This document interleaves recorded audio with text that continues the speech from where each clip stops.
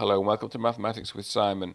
We recently did a video on filters and ultrafilters, and in there power sets were mentioned, so I thought it was worth doing a whole video on power sets because they're very interesting. So what is a power set? So the power set of a set X is the set of all subsets of X. So this includes X itself and the empty set. So X itself is the biggest subset and the empty set is the smallest. We write the power set as curly P of X. For example, if the set X consists of three members, 1, 2, and 3, then the power set of X is a set containing the empty set, the singleton of 1, the singleton of 2, the singleton of 3, and so on, up to the set X itself has three members, 1, 2, and 3. How big is the power set? We've actually got a very clear answer to this. So when defining a member of the power set, that is a subset, for each element we have a choice of whether or not it is in. So if the original set has n elements, for each element there's a choice about whether or not it's in. So the subset can be chosen in 2 times 2 times 2 ... times 2, 2 to the n different ways. So for example, the set with 1, 2, and 3, and it has 3 elements, its power set contains 8 elements. So it has 2 to the 3 equals 8 elements. Another thing we can do is use the power set to create new sets from the empty set. So we start with the empty set, and then we take its power set, which is a singleton set, which just contains the empty set. And then we take the power set of that, which is a set with 2 elements. One is the empty set and one is the singleton of the empty set. And then we take the power set of that, and that has 4 elements, 2 to the 2. One of which is the empty set, one of them is a singleton of the empty set, one of them is a singleton of the singleton of the empty set, one of them is a set with 2 elements, the empty set and the singleton of the empty set, i.e. that was the power set of the singleton of the empty set. I hope that all makes sense.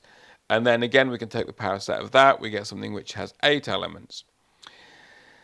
So what's clever is the power set operator allows us to create new sets in a way that union and intersection do not. So we can start from the empty set and create a bunch of new sets, because clearly if you just take the union of the empty set and the empty set, you just get the empty set. And if you take the intersection of the empty set and the empty set, you just get the empty set. Now, why would we want to build all these sets up? Well, most mathematicians believe that set theory is the foundation of mathematics. All mathematics grows from set theory, or can be defined in terms of set theory, or can be placed in the context of set theory. Actually, there are some real problems with this view, which we will explore in future videos. But it's a commonly held view.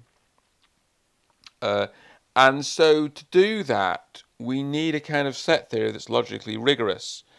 So we run into problems like the Russell paradox or Skollem's paradox. But there are also some more simple problems, which is if you start with sets of real-world objects like cars or motorbikes or lorries or vans, it's often arguable whether, say, a lorry should be in a certain set or not, or a car or a bicycle or a unicycle, whether things are a certain color. It's all kind of tricky and often subjective and not very mathematical. So we want to start with kind of mathematical objects around which there's no argument. We could start with the numbers like 4, 5, 6. The problem with that is we're trying to use set theory to define the numbers. So we would rather not have to use them because we're trying to build them from set theory. But one thing we have got is the empty set. Well, we've got sets and we've always got an empty set.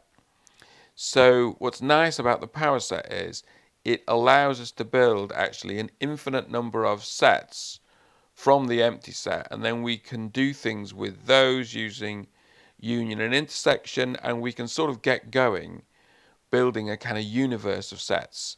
We'll talk more about this. This is sort of when we explore Zermelo-Fraenkel set theory or ZF set theory, which is the most common currently accepted method of axiomatizing set theory. So anyway, this was about the power set. There's more to come.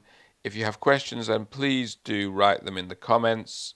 I hope you liked this video. You're very welcome to subscribe and hit the notification bell. I'd love to hear your ideas, and most of all, I hope you enjoy your mathematics.